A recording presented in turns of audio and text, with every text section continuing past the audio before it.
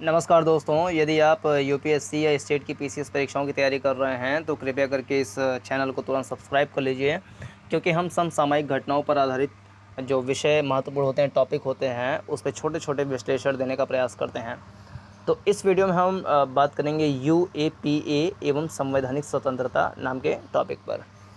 और ये ज़्यादा कह लें महत्वपूर्ण है, क्योंकि जो अधिकार से संबंधित प्रश्न होते हैं वो एग्ज़ाम में जो सामान्य अध्ययन 2 है उसमें 1 प्रश्न, 2 प्रश्न या 3-4 प्रश्न में पूछ लिए जाते हैं हर साल। चूँकि यूएपीए से संबंधित उच्च न्यायालय का एक निर्णय आया है, तो ये एक महत्वपूर्ण विषय बन जाता है। अगर हम इस वीडियो के सार के रूप में एक प्रश्न बनाने का प्रयास करें तो ये हो सकता है कि नागरिक समाज द्वारा यूएपीए की आलोचना संविधान द्वारा प्राप्त असहमति की स्वतंत्रता, विधि के शासन और निष्पक्ष परीक्षण के विरुद्ध होने के कारण की जाती रही है। टिप्पणी कीजिए। तो नागरिक समाज जो सिविल सोसाइटीज़ है वो यूएपीए की आलोचना क्यों करते हैं, उसके कुछ यहाँ पर आधार बताए हैं। पहला ये कि ये असहमति की स्वतंत्रता का जो हमारी आज़ादी है, स्वतंत्रता है, उसका उल्लंघन कर देता है। दूसरा, विधि का शासन है, तो ये यूएपीए के कानून लाने की क्या बात है इसमें। दूसरा, निष्पक्ष परीक्षण करने की जो बात होती है उसके विरुद्ध जाता है यूएपीए।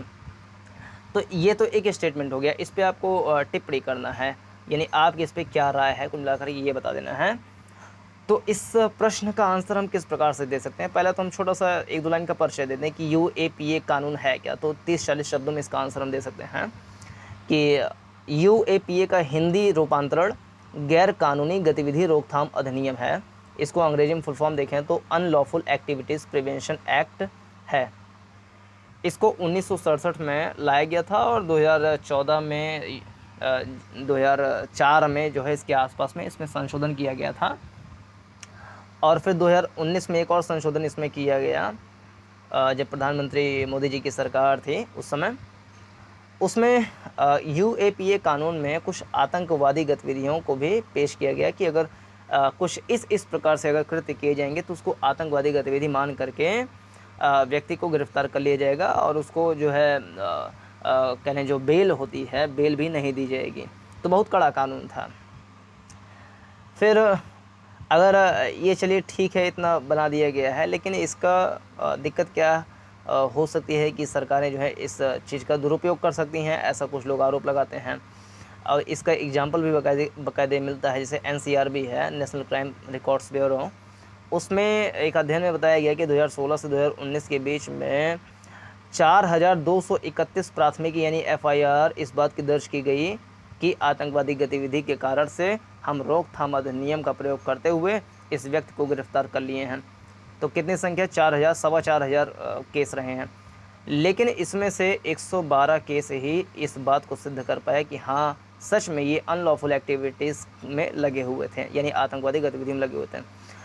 हालांकि यदि 4000 लोगों में 112 लोग भी अनलॉफुल एक्टिविटीज़ में लगे हुए हैं, आतंकवादी गतिविधि कर रहे हैं, नागरिक समाज या नागरिकों के अधिकारों का उल्लंघन कर रहे हैं, किसी के जीवन को ले सकते हैं, आतंकवादी गतिविधियां कर रहे हैं, कहीं डर का माहौल फैला रहे हैं, तो ये जाहिर सी बात है, एक छोटा आंकड़ा तो है नहीं कि 112 लोग का अपराध जो है सिद्ध हो गया, क्योंकि एक व्यक्ति भी जो है वो 100 लोगों की जान ले सकता है। 112 व्यक्ति हैं तो ये 10,000 लोगों की जान ले लेंगे।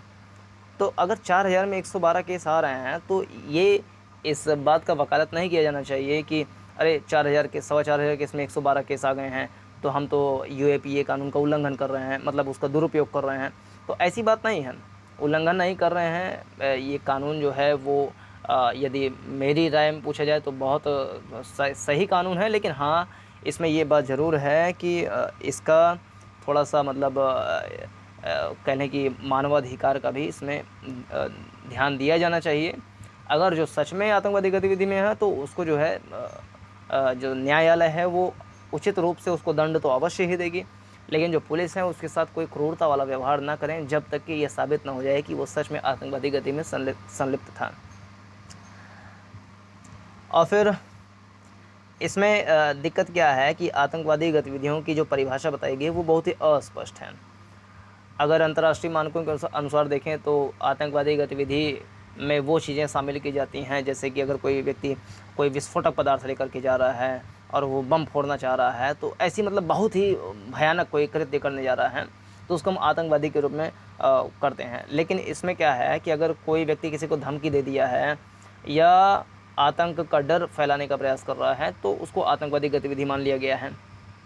तो इसमें अब दिक्कत वाली बात भी नहीं होनी चाहिए कि अगर कोई धमकी दे रहा है, भाई काहे धमकी दे रहा है, काहे, तुम्हारी बपौती थोड़ी ना है, देश में संविधान है, सब कुछ है, वो काम करेगी, काहे धमकी दे रहे हो, तुम्हारा क्या जा रहा है किसी का करके। अब आतंक ये डर फैलाएंगे, डर का माहौल काहे फैलाएंगे, सबको जीने का अधिकार है आर्टिकल 21 में।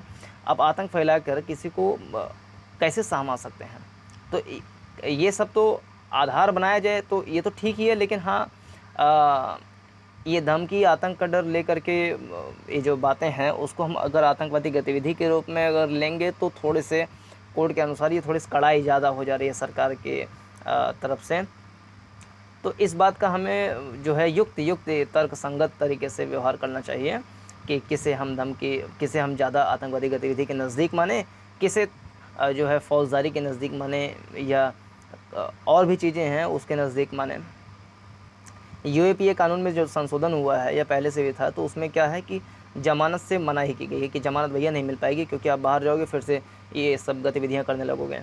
अब जो इसके विरोध में खड़े हैं वो कह रहे हैं कि इससे जो है स्वतंत्रता का हनन हो रहा है, तो बंद कर दिए हैं। स्वतंत्रता काहे हनन हो रहा है? आप किसी को आतंक का डर दे रहे हो, किसी को सहमा रहे हो, मार रहे हो, तो आप तो दूसरे के जीने का अधिकार का हनन कर रहे हो, उसकी स्वतंत्रता का हनन का क्या होगा?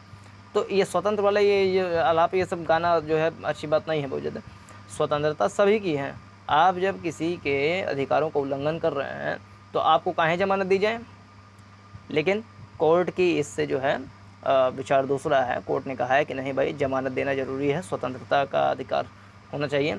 तो हमारे सब के नज़रिए में कोर्ट जो है वो सर्वोपरि है। तो कोर्ट जो भी कहती है हम उसको सिर आँखों पे रख करके उसको अवश्य रूप में मानेंगे, उसका आचरण करेंगे। लेकिन हाँ, इस बात का ज़रूर ध्यान देना चाहिए कि शांति और व्यवस्था जो है वो प्राथमिक रूप से रहे। किसी भी व्यक्ति के ऊपर अनावश्यक रूप से, ऐसा नहीं कि कट्टा तान करके कुछ भी उससे काम करवा रहे हैं, उसको मार पीट रहे हैं, कुछ भी कर रहे हैं। तो अब इसमें देखें चुनौती के रूप में लंबित मुकदमों की संख्या बहुत ज़्यादा है।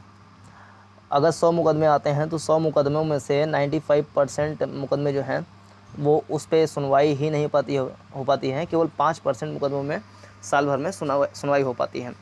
तो कोर्ट केसेस जो हैं वो करोड़ों की संख्या में हमारे देश में करीब 3, साढ़े 3, 4 करोड़ के आसपास जो हैं पूरी न्यायपालिका में देखें तो लंबित हैं।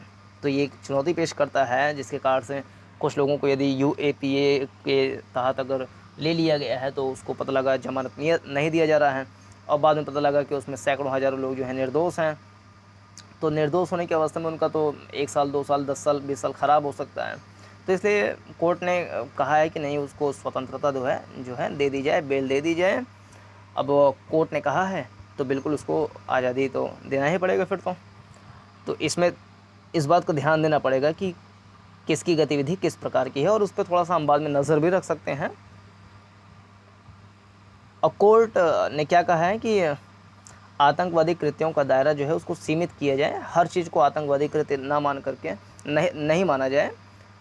जो बहुत ही जघन्य मतलब कुछ हो सकता है ये सब, तो उसको आतंकवादी जो कृत्य हैं उसकी एक परिभाषा बनाई जाए, ये कोर्ट ने कहा है। इसके अलावा संवैधानिक स्वतंत्रता जो है वो सभी को प्रदान की जाए। जिसको भी गिरफ्तार किया जा रहा है उसको बेल लेने का भाई अधिकार होता ही है। लेकिन जो जघन्य अपराध होते हैं उसमें तो कोर्ट भी वैसे भी बेल नहीं देती है कि आपको बेल नहीं दिया जाएगा। तो ये बातें कोर्ट की कही गई हैं। तो इस वीडियो में इतना ही, आप अपनी राय बता सकते हैं।